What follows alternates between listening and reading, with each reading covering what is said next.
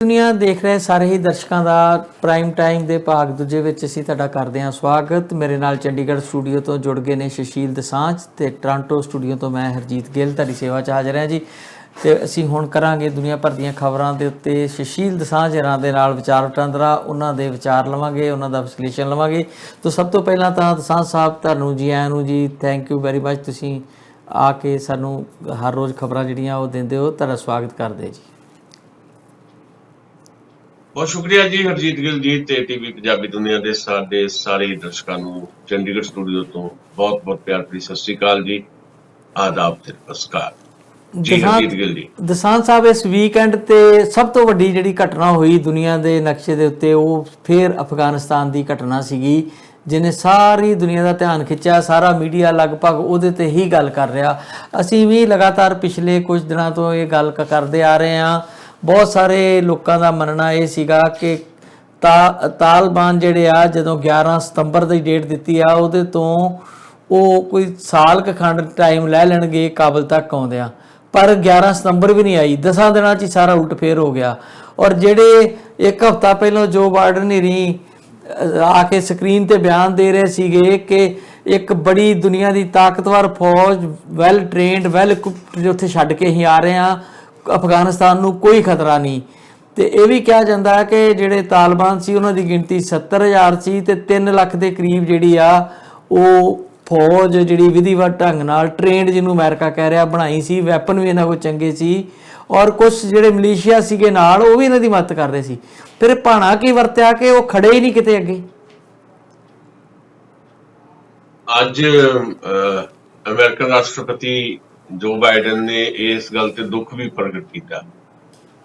ਉਹਨੇ ਕਿਹਾ ਵੀ ਸਾਡੀ ਜਿਹੜੀ 20 ਸਾਲ ਦੀ ਟ੍ਰੇਨਿੰਗ ਜਿਹੜੀ ਹੈ ਉਹ ਵੀ ਕੰਮ ਨਹੀਂ ਆਈ ਤੇ ਬੜੀ ਛੇਤੀ ਜਿਹੜੀ ਆਰਮੀ ਹੈ ਅਫਗਾਨਿਸਤਾਨ ਦੀ, ਉਹਨੇ ਹਥਿਆਰ ਸੁੱਟ ਦਿੱਤੇ।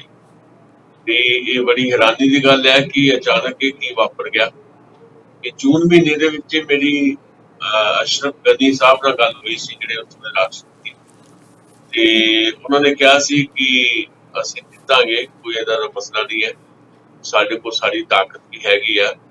ਤੇ ਪਰ ਉਹ ਅਚਾਨਕ ਹੀ ਉਹ ਦੇਸ਼ ਛੱਡ ਕੇ ਉੱਥੋਂ ਚਲੇ ਗਏ।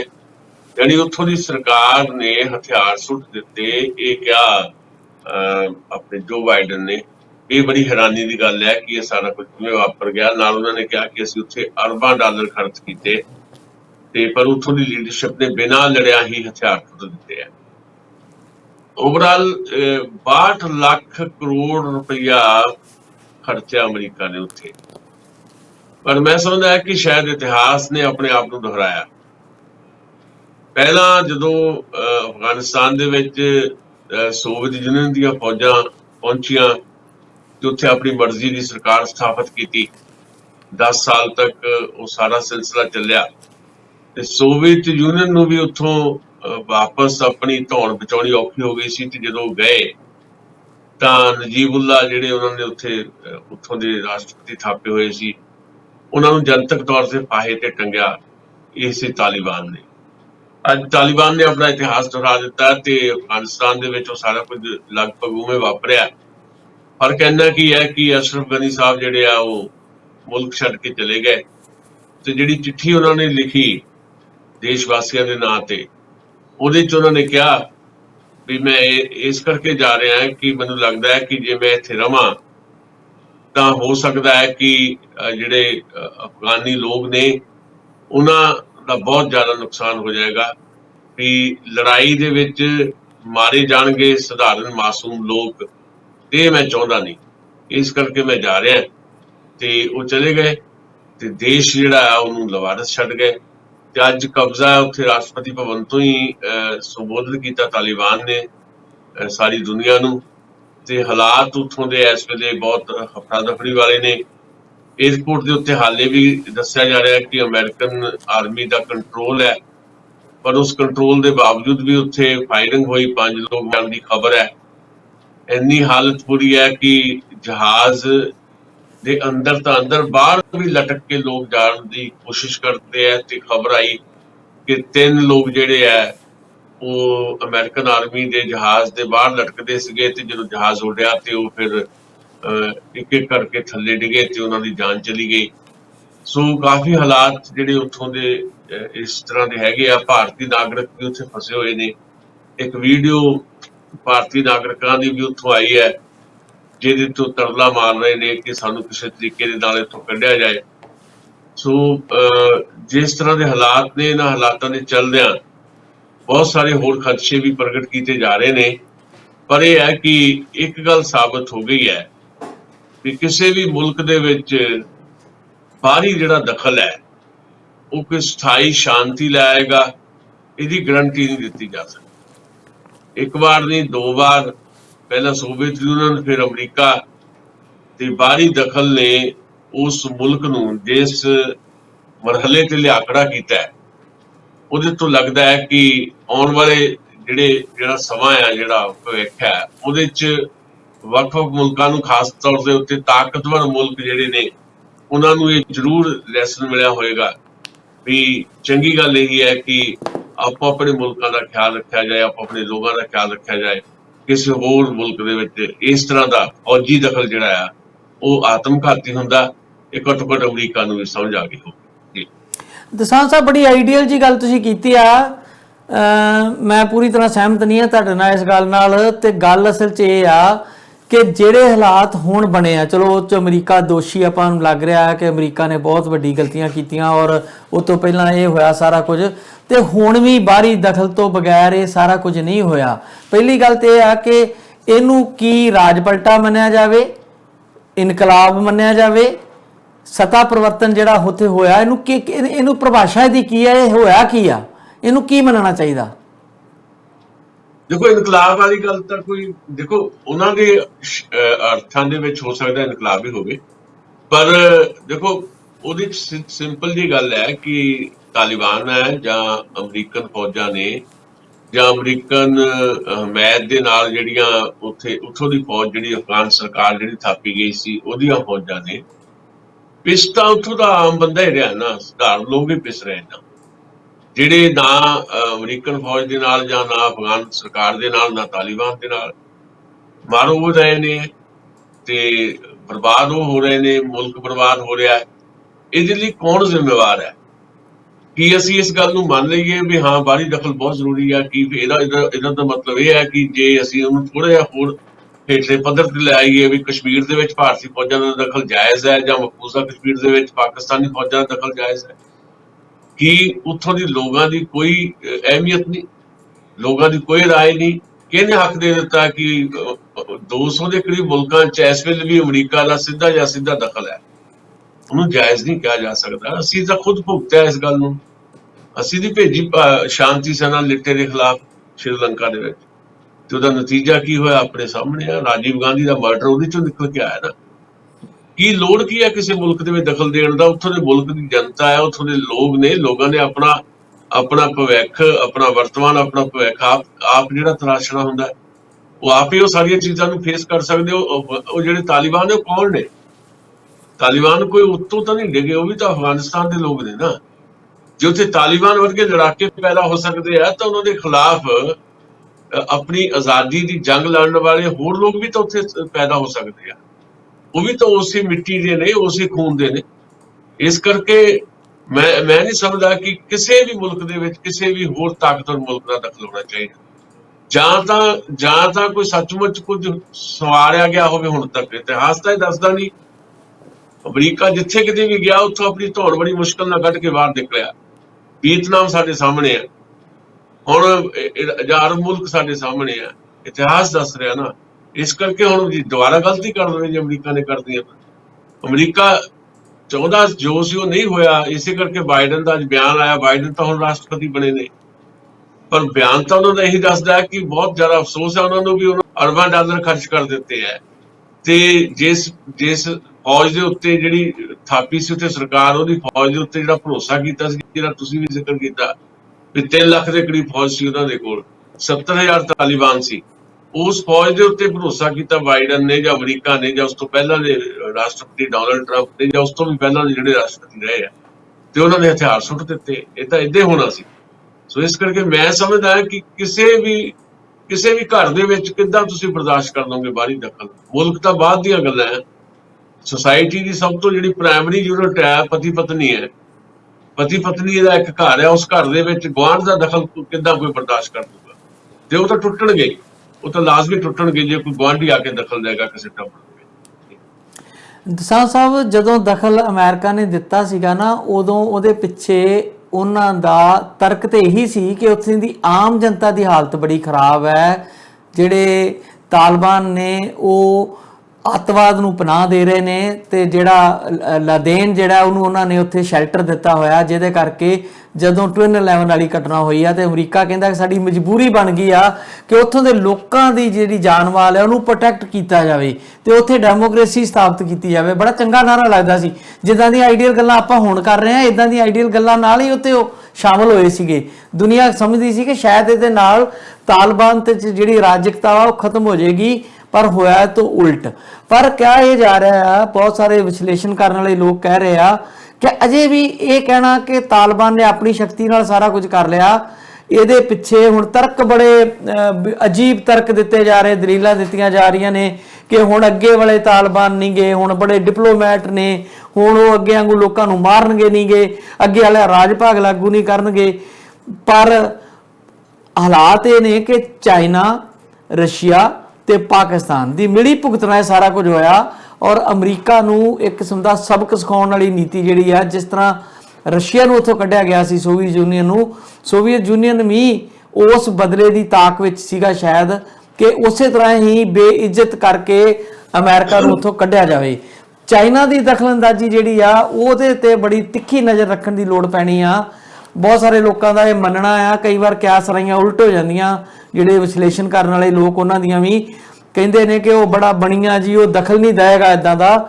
ਪਰ ਤੁਸੀਂ ਇਸ ਗੱਲ ਨੂੰ ਦਾਵਾ ਕੋਈ ਨਹੀਂ ਕਰ ਸਕਦਾ ਕਿ ਕੱਲ ਨੂੰ ਚਾਈਨਾ ਦਾ ਉੱਥੇ ਦਖਲ ਕੀ ਹੋਏਗਾ, ਕਿਉਂਕਿ ਇੱਕ ਜਿਹੜੀ ਧਿਰ ਹੈ ਚਾਈਨਾ, ਪਾਕਿਸਤਾਨ ਤੇ ਰਸ਼ੀਆ ਇਸ ਵੇਲੇ ਉਹ ਇੱਕ ਪੇਜ ਤੇ ਨਜ਼ਰ ਆ ਰਹੇ ਆ। ਤੇ ਇਕੱਲੇ ਅਫਗਾਨਿਸਤਾਨ ਨਹੀਂ, ਆਲੇ ਦੁਆਲੇ ਦੇ ਬਹੁਤ ਸਾਰੇ ਮੁਲਕਾਂ ਨੂੰ ਵੀ ਕੰਨ ਖੜੇ ਹੋ ਜਾਣਗੇ। ਇਰਾਨ ਜੇ ਤੁਸੀਂ ਆਪਣੇ ਇਰਾਨ ਦੀ ਗੱਲ ਕਰੋ, ਜਿੱਥੇ ਸ਼ੀਆ ਮੁਸਲਮਾਨ ਬਹੁਤਾਤ 'ਚ ਨੇ, ਉਹਨਾਂ ਦਾ ਕੀ ਬਣੇਗਾ? ਜਿਹੜੀ ਹਜ਼ਾਰਾ ਕਮਿਊਨਿਟੀ ਆ ਜਿਹੜੀ ਚਾਈਨਾ ਵਾਲੇ ਪਾਸੇ ਜਾ ਕੇ ਲੱਗਦੀ ਹੈ, ਜਿੱਥੇ ਉਹ ਅਬਦੁੱਲਾ ਰਾਈ ਬੈਠੇ ਆ, ਜਿਹੜੇ ਤਾਲਿਬਾਨ ਦੇ ਵਿਰੋਧੀ ਨੇ ਉੱਥੋਂ ਦੇ ਲੋਕ, ਉਹਨਾਂ ਦਾ ਕੀ ਬਣੇਗਾ? ਤੇ ਜਿਹੜੇ ਆਮ ਜਨ ਸਧਾਰਨ ਆ ਉਹਨਾਂ ਨੂੰ ਤੇ ਫਿਰ ਰੱਬ ਆਸਰੇ ਛੱਡਤਾ ਨਾ ਜੀ, ਉਹਨਾਂ ਦਾ ਤਾਂ ਕੋਈ ਵੀ ਨਾ ਹੋਇਆ। ਉਹ ਹੁਣ ਆਮ ਅਫਗਾਨੀ ਤੇ ਕਹਿ ਰਿਹਾ ਕਿ ਸਾਨੂੰ ਤੁਸੀਂ ਇੱਕ ਨਵਾਂ ਸਿਵਲਾਈਜ਼ਡ ਮੁਲਕ ਬਣਾਉਣ ਆਏ ਸੀ, ਹੁਣ ਸਾਨੂੰ ਕੱਲਿਆਂ ਨੂੰ ਛੱਡ ਕੇ ਕਿਉਂ ਜਾ ਰਹੇ ਹੋ? ਦਿੱਲੀ ਏਅਰਪੋਰਟ ਤੋਂ ਰਿਪੋਰਟਾਂ ਆ ਰਹੀਆਂ, ਜਿਹੜੇ ਕੁਝ ਲੋਕ ਨਿਕਲ ਕੇ ਆਏ ਨੇ, ਜਿਹੜੇ ਅਫਗਾਨੀ ਵੀ ਨੇ ਉਹਨਾਂ 'ਚ, ਉਹ ਕਹਿ ਰਹੇ ਨੇ ਕਿ ਦੁਨੀਆ ਨੇ ਸਾਨੂੰ ਆਪਣੇ ਹਾਲਾਤ ਤੇ ਛੱਡਤਾ, ਸਾਡਾ ਕੀ ਕਸੂਰ ਹੈ? ਠੀਕ ਹੈ ਗੱਲ ਤੁਹਾਡੀ। ਪਹਿਲੀ ਗੱਲ ਤਾਂ ਇਹ ਆ ਵੀ ਬਿਨਾਂ ਕਿਸੇ ਮਦਦ ਤੋਂ ਇਹ ਹੋ ਨਹੀਂ ਸਕਦਾ ਕਿ ਤਾਲਿਬਾਨ ਜਿਹੜੇ ਆ ਉਹ ਇਸ ਮੁਕਾਮ ਤੇ ਪਹੁੰਚ ਗਏ ਹੋਣ। ਮਦਦ ਤਾਂ ਹੁੰਦੀ ਆ ਹਮੇਸ਼ਾ, ਤੇ ਕਈ ਵਾਰੀ ਉਹ ਮਦਦ ਜਿਹੜੀ ਆ ਸ਼ਾਇਦ ਉਸ ਰੂਪ ਦੇ ਵਿੱਚ ਦਿਖਾਈ ਨਹੀਂ ਦਿੰਦੀ ਜਿਸ ਤਰੀਕੇ ਨਾਲ ਚੀਨ ਦਾ ਹੁਣ ਬਿਆਨ ਆਇਆ, ਚਾਈਨਾ ਨੇ ਇਹ ਗੱਲ ਕਹੀ ਹੈ ਵੀ ਅਸੀਂ ਚਾਹਾਂਗੇ ਕਿ ਤਾਲਿਬਾਨ ਦੇ ਨਾਲ ਸਾਡੇ ਮਿੱਤਰਤਾ ਵਾਲੇ ਸੰਬੰਧ ਰਹਿਣ। ਪਾਕਿਸਤਾਨ ਦੇ ਵਜ਼ੀਰ ਆਜ਼ਮ ਇਮਰਾਨ ਖਾਨ ਦਾ ਵੀ ਬਿਆਨ ਇਸੇ ਕਿਸਮ ਦਾ ਆਇਆ ਕਿ ਜਿਹੜੇ ਅਫਗਾਨੀ ਲੋਕ ਹੈ ਉਹਨਾਂ ਦੀ ਗੁਲਾਮੀ ਦਾ ਅੰਤ ਹੋ ਗਿਆ। ਸੋ ਇਹ ਸਾਰੀਆਂ ਚੀਜ਼ਾਂ ਹੈਗੀਆਂ, ਇਹ 'ਚ ਕੋਈ ਦੋ ਰਾਵਾਂ ਨਹੀਂ। ਸਗੋਂ ਮੈਂ ਤਾਂ ਇਹ ਕਹਿ ਰਿਹਾ ਸੀ ਕਿ ਸੋਵੀਅਤ ਯੂਨੀਅਨ ਤੇ ਅਮਰੀਕਾ ਦਾ ਜਿਹੜਾ ਹਸ਼ਰ ਹੋਇਆ ਇਹਨਾਂ ਵਰ੍ਹਿਆਂ ਦੇ ਵਿੱਚ ਅਫਗਾਨਿਸਤਾਨ ਦੇ ਵਿੱਚ, ਜਿਸ ਕਿਸਮ ਦਾ ਦਖਲ ਇਹਨਾਂ ਦਾ ਰਿਹਾ, ਉਹਦੇ ਤੋਂ ਜੇ ਕੋਈ ਉੱਥੇ ਅਫਗਾਨਿਸਤਾਨ ਦੇ ਵਿੱਚ ਅੰਦਰ ਖਾਤੇ ਵੀ ਏਦਾਂ ਦਾ ਦਖਲ ਦੇ ਰਿਹਾ ਹੈ, ਚਾਹੇ ਉਹ ਚਾਈਨਾ ਹੋਵੇ ਜਾਂ ਕੋਈ ਵੀ ਹੋਵੇ, ਉਹਨਾਂ ਨੂੰ ਸਗੋਂ ਸਬਕ ਸਿੱਖਣ ਦੀ ਜ਼ਰੂਰਤ ਹੈ, ਨਾ ਕਿ ਉਹਦੇ 'ਚ ਡਾਇਰੈਕਟ ਜਾਂ ਇਨਡਾਇਰੈਕਟ ਜਿਹੜਾ ਆ ਕਿਸੇ ਤਰੀਕੇ ਦਾ ਦਖਲ ਦੇਣ ਦੀ ਜ਼ਰੂਰਤ ਹੈ। ਪਰ ਜਿਹੜਾ ਸਵਾਲ ਤੁਸੀਂ ਕਰ ਰਹੇ ਹੋ, ਉਹਦੇ ਜਿਹੜਾ ਸ਼ੁਰੂਆਤ ਦੇ ਵਿੱਚ ਤੁਸੀਂ ਗੱਲ ਕਹੀ ਹੈ ਕਿ ਉਸਾਮਾ ਬਿਨ ਲਾਦੇਨ ਦਾ ਤੁਸੀਂ ਜ਼ਿਕਰ ਕੀਤਾ ਹੈ, ਤਾਂ ਇਹਦੇ ਲਈ ਵੀ ਤਾਂ ਅਮਰੀਕਾ ਹੀ ਜ਼ਿੰਮੇਵਾਰ ਹੈ। ਉਹਨੂੰ ਵੀ ਤਾਂ ਪੈਦਾ ਅਮਰੀਕਾ ਨਹੀਂ ਕੀਤਾ ਸੀ ਨਾ। ਅਲਟੀਮੇਟਲੀ ਤਾਂ ਇਹ ਹੈ ਵੀ ਤੁਸੀਂ ਜਦੋਂ ਤੁਹਾਨੂੰ ਜਿਹੜੀ ਗੱਲ ਸੂਟ ਕਰਦੀ ਹੈ ਤੁਸੀਂ ਉਹ ਕਰ ਦਿੰਦੇ ਹੋ। ਬਾਅਦ ਵਿੱਚ ਜਦੋਂ ਤੁਹਾਡੇ ਤੋਂ ਜਿੰਨ ਜਿਹੜਾ ਤੁਸੀਂ ਪੈਦਾ ਕੀਤਾ ਹੈ, ਉਹ ਜਿਹੜਾ ਬੋਤਲ ਜਿੰਨੀ ਦੇਰ ਤੱਕ ਜਿੰਨ ਰਹਿੰਦਾ ਤਾਂ ਠੀਕ ਹੈ, ਜਦੋਂ ਜਿੰਨ ਬੋਤਲ ਚੋਂ ਬਾਹਰ ਨਿਕਲ ਗਿਆ ਤੁਹਾਡੇ ਵਾਸਤੇ ਮੁਸੀਬਤ ਬਣ ਜਾਂਦਾ। ਜਦੋਂ ਤੁਹਾਡੀ ਲੋੜ ਹੈ ਤੇ ਉਦੋਂ ਤੱਕ ਤੁਸੀਂ ਪਾਲਦੇ ਹੋ ਕਿਸੇ ਨੂੰ, ਲੋੜ ਖਤਮ ਹੁੰਦੀ ਹੈ ਤੇ ਤੁਸੀਂ ਉਹਨੂੰ ਖਤਮ ਕਰ ਦਿੰਦੇ ਹੋ। ਪਰ ਜੇ ਸਾਰਾ ਕੁਝ ਵੀ ਆਪਾਂ ਦੇਖ ਲਈਏ, ਜਿਹਦਾ ਤੁਸੀਂ ਜ਼ਿਕਰ ਕਰ ਰਹੇ ਹੋ, ਇੱਕ ਪੂਰੇ ਦਾ ਪੂਰਾ ਗੱਠਜੋੜ ਹੋਵੇ, ਮੰਨ ਲਓ ਸੋਵੀਅਤ ਯੂਨੀਅਨ ਦਾ, ਹੁਣ ਤਾਂ ਸੋਵੀਅਤ ਯੂਨੀਅਨ ਨਹੀਂ ਹੈਗਾ, ਰਸ਼ੀਆ ਤੇ ਅਮਰੀਕਾ, ਆਪਣੇ ਚਾਈਨਾ ਤੇ ਪਾਕਿਸਤਾਨ। ਤੇ ਇਹਦਾ ਮਤਲਬ ਤਾਂ ਇਹ ਮੰਨ ਲੈਣਾ ਚਾਹੀਦਾ ਕਿ ਜਿਹੜੀ ਸਭ ਤੋਂ ਵੱਡੀ ਤਾਕਤ ਆਪਣੇ ਆਪ ਨੂੰ ਦਾਅਵਾ ਕਰਦਾ ਅਮਰੀਕਾ, ਤੇ ਉਹਦੀ ਤਾਂ ਬਹੁਤ ਵੱਡੀ ਹਾਰ ਹੋਈ ਹੈ ਇਹ। ਤੇ ਇਸੇ ਕਰਕੇ ਬੜੇ ਦੁੱਖ ਭਰੇ ਲਫ਼ਜ਼ ਨਿਕਲੇ ਆ ਜੋ ਬਾਈਡਨ ਦੇ ਮੂੰਹੋਂ, ਵੀ ਅਸੀਂ ਤਾਂ ਅਰਬਾਂ ਡਾਲਰ ਖਰਚ ਕਰ ਦਿੱਤੇ ਤੇ ਉੱਥੋਂ ਦੀ ਸਰਕਾਰ ਨੇ ਬਿਨਾਂ ਲੜਿਆ ਹੀ ਜਿਹੜਾ, ਜਾਂ ਉੱਥੋਂ ਦੀ ਲੀਡਰਸ਼ਿਪ ਨੇ ਬਿਨਾਂ ਲੜਿਆ ਹੀ ਹਥਿਆਰ ਸੁੱਟ ਦਿੱਤੇ। ਸੋ ਮੈਂ ਸਮਝਦਾ ਕਿ ਇਹ ਇੰਟਰਨੈਸ਼ਨਲ ਲੈਵਲ ਦੇ ਉੱਤੇ, ਜਿਸ ਤਰ੍ਹਾਂ ਦੇ ਗਲੋਬਲ ਲੈਵਲ ਦੇ ਉੱਤੇ ਜਿਸ ਤਰ੍ਹਾਂ ਦੇ ਰਿਸ਼ਤੇ ਮੁਲਕਾਂ ਦੇ ਆਪੋ ਵਿੱਚ ਹੀ ਬਣੇ ਹੋਏ ਆ, ਉਹਨਾਂ ਰਿਸ਼ਤਿਆਂ ਨੂੰ ਬਦਲੇ ਹੋਏ ਸਮਿਆਂ ਦੇ ਮੁਤਾਬਕ ਨਿਭਾਉਣ ਦੀ ਜ਼ਰੂਰਤ ਹੈ। ਪਿਛਲੇ ਤੌਰ ਤਰੀਕੇ ਜਿਹੜੇ ਆ ਹੁਣ ਨਹੀਂ ਚੱਲ ਸਕਦੇ। ਪਿਛਲੇ ਤੌਰ ਤਰੀਕੇ ਜਿਸ ਢੰਗ ਦੇ ਰਹੇ ਆ ਵੀ ਜਿੱਥੇ ਮਰਜ਼ੀ ਜਾਓ, ਜਿੱਥੇ ਮਰਜ਼ੀ ਡੇਰਾ ਲਾ ਲਓ, ਉਹ ਚੀਜ਼ਾਂ ਨਹੀਂ ਹੈ। ਜੇ ਅਤ ਆਧੁਨਿਕ ਹਥਿਆਰ ਹੋਣ ਦੇ ਬਾਵਜੂਦ ਅਮਰੀਕਨ ਫੌਜਾਂ ਤੇ ਅਤ ਆਧੁਨਿਕ ਹਥਿਆਰ ਜਿਹੜੇ ਮੁਹੱਈਆ ਕਰਵਾਏ ਹੋਏ ਸੀ, ਜਿਹੜੀ ਉੱਥੋਂ ਦੀ ਆਪਣੀ ਫੌਜ, ਉੱਥੋਂ ਦੀ ਸਰਕਾਰੀ ਫੌਜ ਅਫਗਾਨਿਸਤਾਨ ਦੀ, ਤੇ ਉਹ ਜੰਗ ਲੱਗੇ ਹਥਿਆਰਾਂ ਦੇ ਸਾਹਮਣੇ ਹਾਰ ਗਏ ਨੇ, ਨਫਰੀ ਵੀ ਜ਼ਿਆਦਾ ਹੋਣ ਦੇ ਬਾਵਜੂਦ, ਤਾਂ ਫਿਰ ਇਹ ਤਾਂ ਦੀਵਾਰ ਤੇ ਲਿਖਿਆ ਪੜ੍ਹ ਲੈਣਾ ਚਾਹੀਦਾ। ਬਾਕੀ ਉਹਨਾਂ ਲੋਕਾਂ ਨੂੰ ਵੀ ਜਾਂ ਉਹਨਾਂ ਮੁਲਕਾਂ ਨੂੰ ਵੀ ਜਿਹੜੇ ਹੁਣ ਇਸ ਗੱਲ ਦੀ ਖੁਸ਼ੀ ਮਨਾ ਰਹੇ ਹੋ ਸਕਦੇ ਆ ਵੀ ਅਮਰੀਕਾ ਉੱਥੋਂ ਭੱਜ ਗਿਆ ਤੇ ਹੁਣ ਸਾਡੀਆਂ ਪੌਵਾਰਾਂ, ਉਹਨਾਂ ਨੂੰ ਵੀ ਇਸੇ ਤਰ੍ਹਾਂ ਦਾ ਫੇਸ ਕਰਨਾ ਪੈ ਸਕਦਾ ਆਉਣ ਵਾਲੇ ਸਮਿਆਂ ਦੇ ਵਿੱਚ। ਇਸ ਵੇਲੇ ਮੈਂ ਸਮਝਦਾ ਕਿ ਤਾਲਿਬਾਨ ਜਿਹੜੀ ਬਦਲੀ ਹੋਈ ਗੱਲ ਕਰ ਰਹੇ ਹੋ ਤੁਸੀਂ, ਬਹੁਤ ਸਾਰੇ ਵਿਸ਼ਲੇਸ਼ਣਕਾਰ ਇਹ ਕਹਿ ਰਹੇ ਆ ਕਿ ਤਾਲਿਬਾਨ ਉਹ ਨਹੀਂ। ਦੇਖੋ ਫਰਕ ਤਾਂ ਦਿਖਾਈ ਦੇ ਰਿਹਾ, ਇਹ ਨਹੀਂ ਕੋਈ ਉਦਾਂ ਹੀ ਕੋਈ ਟਿੱਪਣੀ ਕਰ ਰਿਹਾ, ਅਸਲ ਵਿੱਚ ਫਰਕ ਤਾਂ ਦਿਖਾਈ ਦੇ ਰਿਹਾ। ਤਾਲਿਬਾਨ ਵੀ ਹੁਣ ਵਾਰਤਾ 'ਚ ਥੋੜਾ ਯਕੀਨ ਕਰਨ ਲੱਗ ਪਏ ਨੇ। ਈਵਨ ਤਾਲਿਬਾਨ ਨੇ ਭਾਰਤ ਦੇ ਹਵਾਲੇ ਨਾਲ ਵੀ ਜਦੋਂ ਗੱਲ ਹੋਈ ਹੈ, ਖਾਸ ਤੌਰ ਤੇ ਘੱਟ ਗਿਣਤੀਆਂ ਦੇ ਹਵਾਲੇ ਨਾਲ, ਭਾਰਤੀ ਮੂਲ ਦੇ ਭਾਵੇਂ ਉਹ ਨਾ ਵੀ ਲੋਕ ਹੋਣ, ਅਫਗਾਨੀ ਮੂਲ ਦੇ ਲੋਕ ਨੇ, ਸਿੱਖ ਜਾਂ ਹਿੰਦੂ, ਉਹਨਾਂ ਬਾਰੇ ਵੀ ਉਹਨਾਂ ਨੇ ਬੜਾ ਸਾਫ਼ ਕਿਹਾ ਕਿ ਇੱਥੇ ਜਿਹੜੀਆਂ ਘੱਟ ਗਿਣਤੀਆਂ ਉਹਨਾਂ ਦੀ ਰਾਖੀ ਦਾ ਜ਼ਿੰਮਾ ਸਾਡਾ ਹੈ। ਇਹ ਉਹਨਾਂ ਨੇ ਕਿਹਾ। ਜੇ ਉੱਥੇ ਕੁਝ ਕਤਲੋ ਗਾਰਤ ਵੀ ਹੋਈ ਹੈ, ਹੁਣ ਜਿਹੜੇ ਉੱਥੇ ਲੁੱਟਮਾਰ ਵੀ ਚੱਲ ਰਹੀ ਹੈ ਕਾਬੁਲ ਦੇ ਵਿੱਚ ਖਾਸ ਤੌਰ ਦੇ ਉੱਤੇ, ਉਹਦੇ ਬਾਰੇ ਵੀ ਤਾਲਿਬਾਨ ਦਾ ਜਿਹੜਾ ਆਫੀਸ਼ੀਅਲੀ ਬਿਆਨ ਆਇਆ, ਉਹਨਾਂ ਨੇ ਕਿਹਾ ਕਿ ਅਸੀਂ ਨਹੀਂ, ਇਹ ਕੁਝ ਅਰਾਜਕ ਤੱਤ ਨੇ ਜੋ ਕਰ ਰਹੇ ਨੇ, ਤਾਲਿਬਾਨ ਦੇ ਨਾਂ ਤੇ ਲਾਇਆ ਜਾ ਰਿਹਾ। ਉਂਝ ਖਬਰਾਂ ਇਹ ਵੀ ਆ ਰਹੀਆਂ ਵੀ ਉੱਥੇ ਕੁਝ ਔਰਤਾਂ ਨੂੰ ਵੀ ਗੋਲੀ ਮਾਰੀ ਗਈ ਹੈ ਜਿਨ੍ਹਾਂ ਨੇ ਹਿਜਾਬ ਨਹੀਂ ਸੀ ਪਾਇਆ ਹੋਇਆ। ਸੋ ਬਹੁਤ ਚੀਜ਼ਾਂ ਜਿਹੜੀਆਂ ਛਣ ਕੇ ਵੀ ਨਹੀਂ ਆ ਰਹੀਆਂ, ਸੱਚ ਵੀ ਸਾਹਮਣੇ ਨਹੀਂ ਆ ਰਿਹਾ। ਤਾਲਿਬਾਨ ਦਾ ਦਾਅਵਾ ਇਹ ਹੈ ਕਿ ਅਸੀਂ ਗਲੋਬਲ ਲੈਵਲ ਦੇ ਉੱਤੇ ਹੁਣ ਅਸੀਂ ਸੰਵਾਦ 'ਚ ਯਕੀਨ ਕਰਾਂਗੇ, ਉਹਨਾਂ ਦਾ ਦਾਅਵਾ ਤੇ ਇਹੀ ਹੈ। ਬਾਕੀ ਆਉਣ ਵਾਲਾ ਸਮਾਂ ਦੱਸੇਗਾ। ਆਉਣ ਵਾਲੇ ਸਮੇਂ 'ਚ ਬਹੁਤ ਕੁਝ ਚੀਜ਼ਾਂ ਸਾਹਮਣੇ ਆ ਜਾਣਗੀਆਂ। ਦੋਸਾਂਝ ਸਾਹਿਬ, ਆਪਣੇ ਹੋ ਹੀ ਨਹੀਂ ਸਕਦਾ ਕਿ ਤਾਲਿਬਾਨ ਵਰਗੀ ਜਿਹੜੀ ਦਹਿਸ਼ਤਗਰਦੀ ਨੂੰ ਪ੍ਰਣਾਈ ਹੋਈ ਇੱਕ ਤਾਕਤ ਹੈ, ਉਹ ਕੋਈ ਇਸ ਤਰੀਕੇ ਦਾ ਜਿਹੜਾ ਰਾਜ ਭਾਗ ਦੇ ਸਕੂਗੀ। ਔਰ ਇਸ ਗੱਲ ਦਾ ਬੜਾ ਦਾਅਵਾ ਕੀਤਾ, ਇਹਦਾ ਬੜਾ ਮਾਣ ਵੀ ਕਈ ਲੋਕ ਬੜੇ ਮਾਣ ਨਾਲ ਕਰਦੇ ਮਹਿਸੂਸ ਕਿ ਉੱਥੋਂ ਦੇ ਬੜਾ ਜਿਹੜੇ ਕਬਾਇਲੀ ਲੋਕ ਨੇ ਉਹਨਾਂ ਦੀ ਦਲੇਰੀ ਭਰੀਆਂ ਦਾਸਤਾਨ ਜਦੋਂ ਸੁਣਾਉਂਦੇ ਨੇ। ਔਰ ਉਹ ਹੁਣ ਅੱਜ ਵੀ ਮੈਂ ਇੱਕ ਚੈਨਲ ਤੇ ਸੁਣ ਰਿਹਾ ਸੀਗਾ ਕਿ ਜਦੋਂ ਉਹ ਰਾਸ਼ਟਰਪਤੀ ਭਵਨ 'ਚ ਬੈਠੇ ਥੱਲੇ ਤੇ ਉੱਤੇ ਅਬਦਾਲੀ ਦੀ ਤਾਜਪੋਸ਼ੀ ਹੋ ਰਹੀ ਹੈ, ਉਸ ਕਬੀਲੇ ਦੀ, ਜਦੋਂ ਅਫਗਾਨੀਆਂ ਨੇ ਉਹਨੂੰ ਅਡਾਪਟ ਕੀਤਾ ਸੀਗਾ, ਤੇ ਉਹ ਆਪਣੇ ਵਿਰਸੇ ਤੇ ਵੀ ਬਹੁਤ ਮਾਣ ਕਰਦੇ ਆ।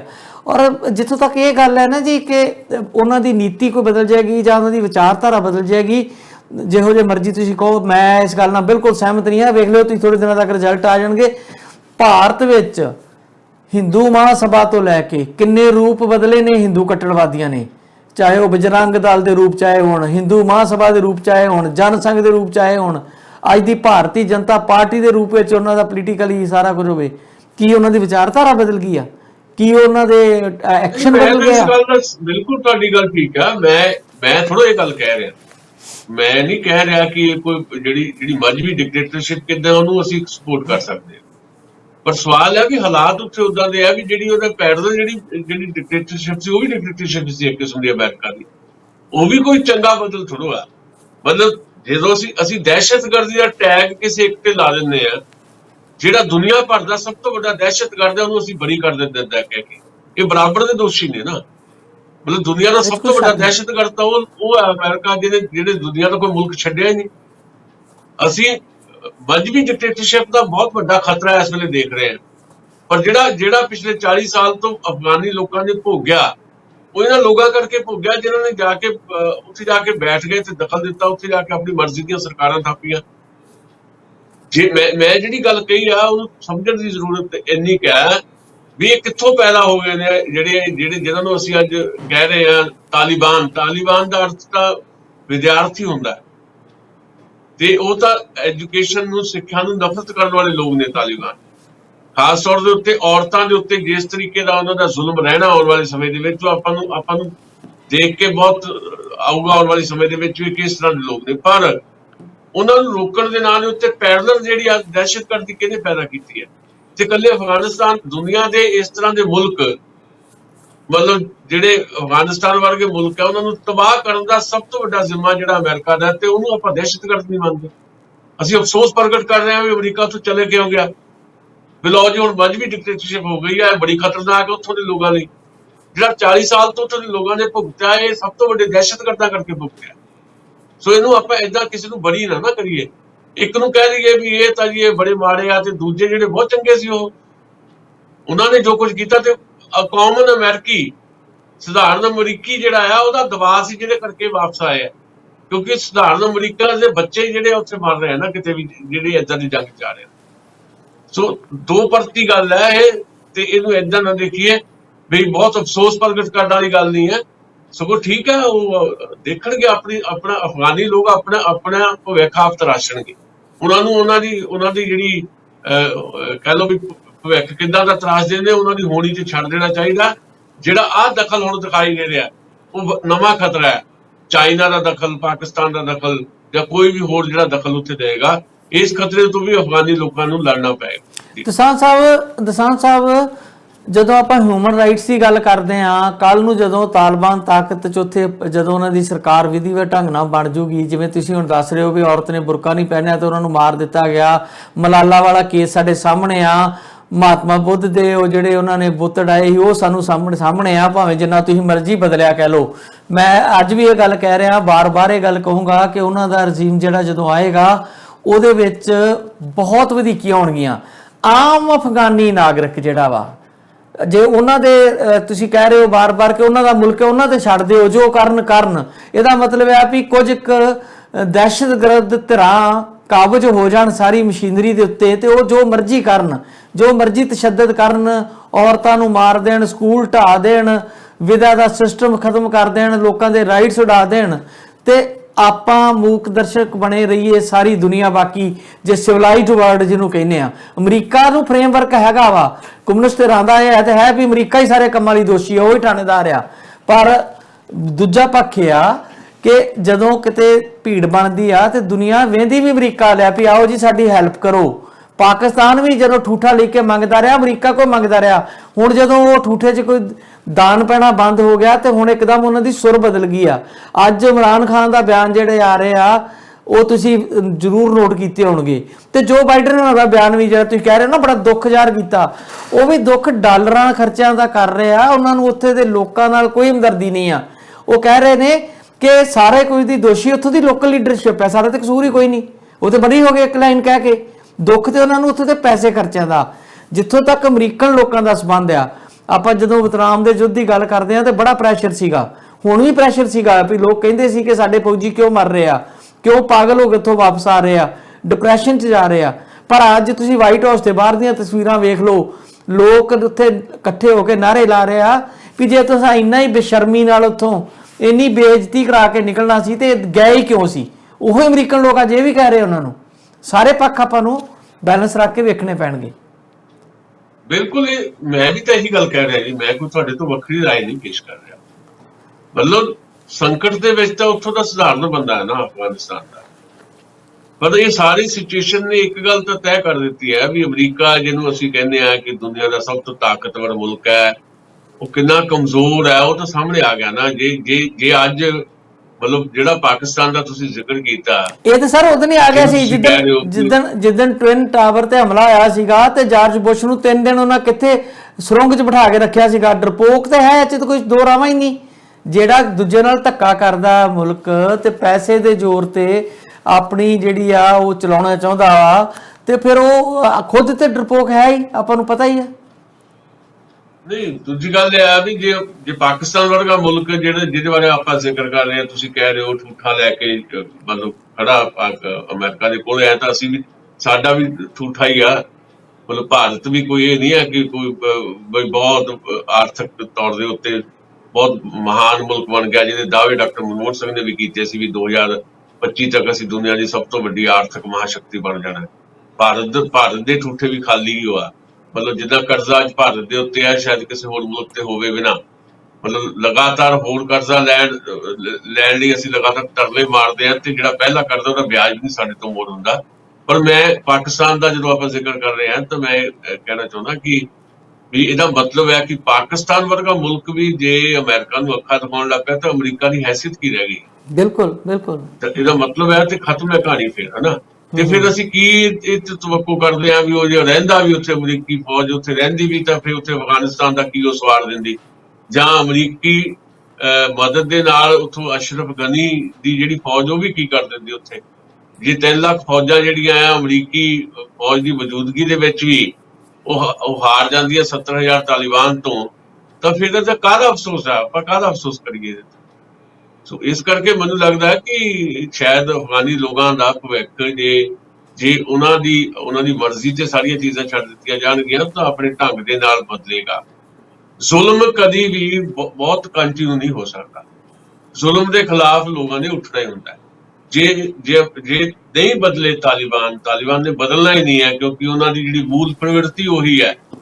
ਜੇ ਮੂਲ ਪ੍ਰਵਿਰਤੀ ਉਹੀ ਹੈ, ਜੇ ਉਹਦੇ ਮੁਤਾਬਕ ਹੀ ਉਹਨਾਂ ਨੇ ਕੰਮ ਕਰਨਾ, ਦਿਖਾਵੇ ਲਈ ਹੋ ਸਕਦਾ ਵੀ ਅੱਗੇ ਨਾਲੋਂ ਥੋੜਾ ਬਹੁਤ ਇਹ ਕਹਿਣ ਵੀ ਅਸੀਂ ਗਲੋਬਲ ਲੈਵਲ ਦੇ ਉੱਤੇ ਅਸੀਂ ਇੱਕ ਸਰਕਾਰ ਹੁਣ ਬਣਾ ਲਈ ਹੈ ਤੇ ਅਸੀਂ ਚਾਹੁੰਦੇ ਹਾਂ ਵੀ ਬਾਕੀ ਮੁਲਕਾਂ ਨਾਲ ਸਾਡੇ ਸੰਬੰਧ ਚੰਗੇ ਹੋਣ, ਬਾਕੀ ਮੁਲਕਾਂ ਨਾਲ ਸੰਬੰਧ ਚੰਗੇ ਕਰਨ ਲਈ ਉਹ ਥੋੜਾ ਸੰਵਾਦ 'ਚ ਯਕੀਨ ਕਰਨ ਲੱਗ ਪੈਣ।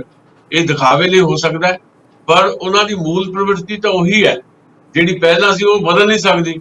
ਤੇ ਫਿਰ ਉਹਦਾ ਮੁਕਾਬਲਾ ਤਾਂ ਉੱਥੋਂ ਦੇ ਲੋਕ ਕੁਝ ਦੇਰ ਬਰਦਾਸ਼ਤ ਕਰਨਗੇ ਤੇ ਅਲਟੀਮੇਟਲੀ ਲੋਕ ਹੀ ਉੱਠਣਗੇ। ਮੈਂ ਅੱਗੇ ਵੀ ਇੱਕ ਗੱਲ ਕਹੀ ਹੈ, ਮੈਂ ਦੁਬਾਰਾ ਕਹਿ ਦੇਣੀ ਚਾਹੁੰਦਾ ਵੀ ਉਹ ਕੋਈ ਉੱਪਰੋਂ ਡਿੱਗੇ ਹੋਏ ਲੋਕ ਨਹੀਂ ਹੈ ਜਿਹੜੇ ਤਾਲਿਬਾਨ ਹੈ। ਉਸੇ ਮਿੱਟੀ ਚੋਂ ਪੈਦਾ ਹੋਏ ਆ ਨਾ, ਜਿਸ ਮਿੱਟੀ ਦੇ ਵਿੱਚੋਂ ਬਾਕੀ ਅਫਗਾਨੀ ਲੋਕ ਪੈਦਾ ਹੋਏ ਆ। ਉਹਦਾ ਮੁਕਾਬਲਾ ਕਰਨ ਵਾਸਤੇ ਵੀ ਅਫਗਾਨੀ ਲੋਕ ਜ਼ਰੂਰ ਉੱਠਣਗੇ। ਉਹਦਾ ਰੂਪ ਕੀ ਹੋ ਸਕਦਾ, ਉਹਦਾ ਕੋਈ ਦਾਅਵਾ ਨਹੀਂ ਕੀਤਾ ਜਾ ਸਕਦਾ। ਇਸ ਕਰਕੇ ਕਿਸੇ ਹੋਰ ਮੁਲਕ ਦਾ ਦਖਲ ਅਫਗਾਨਿਸਤਾਨ ਦੀ ਜਿਹੜੀ ਮਾੜੀ ਮੋਟੀ ਜਿਹੜਾ ਬਚਾਅ ਹੋਣਾ ਉਹਨੂੰ ਵੀ ਖਤਮ ਕਰ ਦੇਗਾ। ਅਫਗਾਨਿਸਤਾਨ ਦਾ ਬਚਾਅ ਉੱਥੋਂ ਦੇ ਲੋਕਾਂ ਦੇ ਹੱਥੇ ਹੀ ਹੈ। ਸੋ ਉੱਥੋਂ ਦੇ ਲੋਕ ਆਪਣੇ ਆਪ ਨੂੰ ਬਚਾਉਣਗੇ, ਆਪ ਬਚਾਉਣਗੇ। ਇਹ ਦੁਨੀਆ 'ਚ ਕਦੇ ਏਦਾਂ ਨਹੀਂ ਹੋਇਆ ਕਿ ਜ਼ੁਲਮ ਬੇਇੰਤਹਾ ਵੱਧਦਾ ਚਲਿਆ ਜਾਵੇ ਤੇ ਉਹਦਾ ਮੁਕਾਬਲਾ ਕਰਨ ਵਾਸਤੇ ਉੱਥੋਂ ਦੇ ਲੋਕ ਨਾ ਉੱਠਣ। ਦੁਸਾਂਝ ਸਾਹਿਬ, ਇੱਕ ਰਿਪੋਰਟਾਂ ਇਹ ਵੀ ਆ ਰਹੀਆਂ ਨੇ ਕਿ ਜਿਹੜਾ ਪਾਕਿਸਤਾਨ ਦੇ ਨਾਲ ਜਿਹੜਾ ਚਮਨ ਵਾਲਾ ਬਾਰਡਰ ਸਾਰਾ ਲੱਗਦਾ, ਉੱਥੇ ਉਹਨਾਂ ਨੇ ਸਾਰਾ ਆਕੂਪਾਈ ਕਰ ਲਿਆ ਵਾ ਤਾਲਿਬਾਨ ਨੇ, ਜੋ ਹੁਣ ਤੇ ਉਹਨਾਂ ਦਾ ਮੁਲਕ ਹੀ ਉਹਨਾਂ ਕੋਲ ਆ ਗਿਆ। ਔਰ ਉਹ ਪਾਕਿਸਤਾਨ ਦੀ ਆਰਮੀ ਨੂੰ ਉੱਥੋਂ ਦਿਖਾ ਰਹੇ ਨੇ, ਤਨਜ ਕਰ ਰਹੇ ਨੇ, ਵਿਅੰਗ ਕਰ ਰਹੇ ਨੇ ਕਿ ਅਸੀਂ ਆ ਗਏ ਹਾਂ ਦੁਬਾਰਾ। ਮਤਲਬ ਜਿੱਥੇ ਇੱਕ ਪਾਸੇ ਉੱਥੋਂ ਦੀਆਂ ਸਰਕਾਰਾਂ ਸੌਫਟ ਰੁਖ ਅਖਤਿਆਰ ਕਰ ਰਹੀਆਂ ਨੇ, ਪਰ ਤਾਲਿਬਾਨ ਜਿਹੜੇ ਬਾਰਡਰ ਤੇ ਨੇ, ਚਾਹੇ ਉਹ ਜਵਾਨ, ਮੈਨੂੰ ਨਹੀਂ ਪਤਾ ਵੀ ਉਹਨਾਂ ਦੀ ਸਮਝ ਕਿੰਨੀ ਕੁ ਹੋਏਗੀ, ਉਹ ਉਹਨਾਂ ਨੂੰ ਇਸ਼ਾਰੇ ਕਰ ਰਹੇ ਨੇ ਤੇ ਉਹਨਾਂ ਨੂੰ ਤਨਜ ਕਰ ਰਹੇ ਨੇ। ਤੇ ਪਾਕਿਸਤਾਨ ਨੂੰ ਵੀ ਨਹੀਂ ਇਹ ਭੁੱਲਣਾ ਚਾਹੀਦਾ ਕਿ ਦਹਿਸ਼ਤਗਰਦੀ ਜਿਸ ਧਰਤੀ ਤੇ ਪੈਦਾ ਹੁੰਦੀ ਆ, ਉਹਦੇ ਸਿੱਟੇ ਵੀ ਉਹਨੂੰ ਭੁਗਤਣੇ ਪੈਂਦੇ। ਪਾਕਿਸਤਾਨ ਨੇ ਬਹੁਤ ਬੁਰੀ ਤਰ੍ਹਾਂ ਭੁਗਤਿਆ, ਸਾਨੂੰ ਆਪਾਂ ਸਾਰੇ ਦੇ ਸਾਹਮਣੇ ਆ। ਤੇ ਜੇ ਦੁਬਾਰਾ ਤਾਲਿਬਾਨ ਜਿਹੜੇ ਨੇ ਉਹ ਪਾਕਿਸਤਾਨ ਤੋਂ ਸ਼ੁਰੂ ਹੋ ਕੇ ਤੇ ਭਾਰਤ ਤੱਕ ਉਹਨਾਂ ਦੀ ਦਖਲਅੰਦਾਜ਼ੀ ਹੋਈ, ਜੇ ਤੇ ਉਹ ਆਪਣੇ ਖਿੱਤੇ 'ਚ ਰਹਿੰਦੇ ਆ ਤੇ ਠੀਕ ਹੈ, ਉਹਨਾਂ ਦੀ ਆਪਣੀ ਹੋਣੀ ਆ ਉੱਥੋਂ ਦੇ ਲੋਕਾਂ ਦੀ, ਉਹਨੂੰ ਕੋਈ ਬਾਹਰੀ ਤਾਕਤ ਆਪਾਂ ਕਹਿੰਦੇ ਆ ਕਿ ਨਹੀਂ ਬਦਲ ਸਕਦੀ। ਹਾਲਾਂਕਿ ਸਾਡੀ ਹਮਦਰਦੀਆਂ ਹਮੇਸ਼ਾ ਮਲਾਲਾ ਨਾਲ ਰਹੀਆਂ ਨੇ, ਉਹਨਾਂ ਦੀਆਂ ਬੱਚੀਆਂ ਨਾਲ ਰਹੀਆਂ ਨੇ, ਉਹਨਾਂ ਔਰਤਾਂ ਨਾਲ ਰਹੀਆਂ ਨੇ ਜਿਨ੍ਹਾਂ ਦੇ ਹੁਣ ਵੀ ਪਾਬੰਦੀ ਆ ਕਿ ਉਹ ਆਪਣੇ ਮਰਦ ਮੈਂਬਰ ਤੋਂ ਇਲਾਵਾ ਬਾਹਰ ਨਹੀਂ ਜਾ ਸਕਦੀਆਂ। ਬੈਂਕਾਂ 'ਚ ਕੰਮ ਕਰਨ ਵਾਲੀਆਂ, ਸਕੂਲਾਂ 'ਚ ਕੰਮ ਕਰਨ ਵਾਲੀਆਂ ਨੂੰ ਆਦੇਸ਼ ਦੇ ਦਿੱਤੇ ਗਏ ਆ ਕਿ ਆਪਣੇ ਘਰਾਂ ਨੂੰ ਚਲੇ ਜਾਓ, ਤੁਹਾਡੀ ਕੋਈ ਲੋੜ ਨਹੀਂ, ਕੋਈ ਔਰਤ ਜੌਬ ਨਹੀਂ ਕਰ ਪਾਊਗੀ। ਨਾਲ ਇਹ ਵੀ ਬਿਆਨ ਆ ਰਿਹਾ ਕਿ ਜਿਹੜਾ ਵੀ ਵੈਸਟਰਨ ਕਲਚਰ ਨੂੰ ਅਡਾਪਟ ਕਰੇਗਾ, ਸਾਡੀ ਮਜਬੂਰੀ ਹੈ, ਸਾਨੂੰ ਉਹਨੂੰ ਮਾਰਨਾ ਪਏਗਾ। ਸਾਰਾ ਕੁਝ ਤਾਂ ਸ਼ੁਰੂ ਹੋ ਗਿਆ। ਜੇ ਤੇ ਉਹ ਸੀਮਤ ਰਹਿੰਦਾ ਅਫਗਾਨਿਸਤਾਨ ਦੇ ਅੰਦਰ, ਫਿਰ ਤੇ ਉਹਨਾਂ ਲੋਕਾਂ ਦੀ ਹੋਣੀ ਕਹਿ ਕੇ ਆਪਾਂ ਅੱਖਾਂ ਮੀਟ ਸਕਦੇ ਹਾਂ। ਤੇ ਜੇ ਉਹ ਦਖਲਅੰਦਾਜ਼ੀ ਅੱਗੇ ਤੁਰਦੀ ਆ ਜਿਸ ਤਰ੍ਹਾਂ ਦੀ ਹੈ, ਇੱਕ ਉਹਦੇ ਮਗਰ ਜਥੇਬੰਦਕ ਤਾਕਤਾਂ ਦੀ ਆਪਾਂ ਗੱਲ ਕਰ ਰਹੇ ਹਾਂ, ਚਾਈਨਾ, ਰਸ਼ੀਆ ਤੇ ਪਾਕਿਸਤਾਨ, ਫਿਰ ਇਰਾਨ ਵਾਲੇ ਵੀ ਉਧਰ ਕੰਨ ਖੜੇ ਕਰਕੇ ਬੈਠੇ ਨੇ, ਜਿੱਥੇ ਸ਼ੀਆ ਨੇ, ਵੀ ਸਾਡਾ ਕੀ ਹੋਊਗਾ। ਮੈਂ ਅੱਗੇ ਕਾਲੋਂ ਸਾਹਿਬ ਨਾਲ ਜ਼ਿਕਰ ਕੀਤਾ, ਜਿਹੜਾ ਇਲਾਕਾ ਚਾਈਨਾ ਨਾਲ ਲੱਗਦਾ, ਜਿੱਥੇ ਕੁਝ ਇੱਕ ਲੋਕ ਤਾਲਿਬਾਨ ਨੂੰ ਨਹੀਂ ਪਸੰਦ ਕਰਦੇ, ਹਜ਼ਾਰਾ ਵਗੈਰਾ ਕਮਿਊਨਿਟੀ ਉੱਥੇ ਰਹਿੰਦੇ ਨੇ, ਕਬੀਲੇ, ਉਹਨਾਂ ਦਾ ਕੀ ਹੋਏਗਾ। ਫਿਰ ਅੱਗੇ ਚੱਲ ਕੇ ਭਾਰਤ ਦੇ ਬਾਰਡਰਾਂ ਦਾ ਕੀ ਹਾਲ ਹੋਊਗਾ। ਜਿਹੜੀ ਸਮਗਲਿੰਗ, ਜੋ ਕੁਝ ਅੱਗੇ ਹੁੰਦਾ ਸੀਗਾ, ਮਾੜਾ ਮੋਟਾ ਰੁਕਾਵਟ ਹੁੰਦੀ ਸੀਗੀ, ਜਿਹੜਾ ਨਸ਼ਾ ਆਉਂਦਾ ਆ, ਤਾਲਿਬਾਨ ਨੇ ਨਸ਼ੇ ਤੋਂ ਬਹੁਤ ਪੈਸਾ ਬਣਾਇਆ ਤੇ ਉਹ ਧੰਦਾ ਉਹ ਕਦੀ ਵੀ ਨਹੀਂ ਛੱਡਣਗੇ। ਫਿਰ ਭਾਰਤ ਦਾ ਕੀ ਹੋਊਗਾ, ਭਾਰਤ ਦੇ ਬਾਰਡਰਾਂ ਦਾ ਕੀ ਹੋਊਗਾ, ਕਸ਼ਮੀਰ ਦਾ ਕੀ ਹੋਊਗਾ।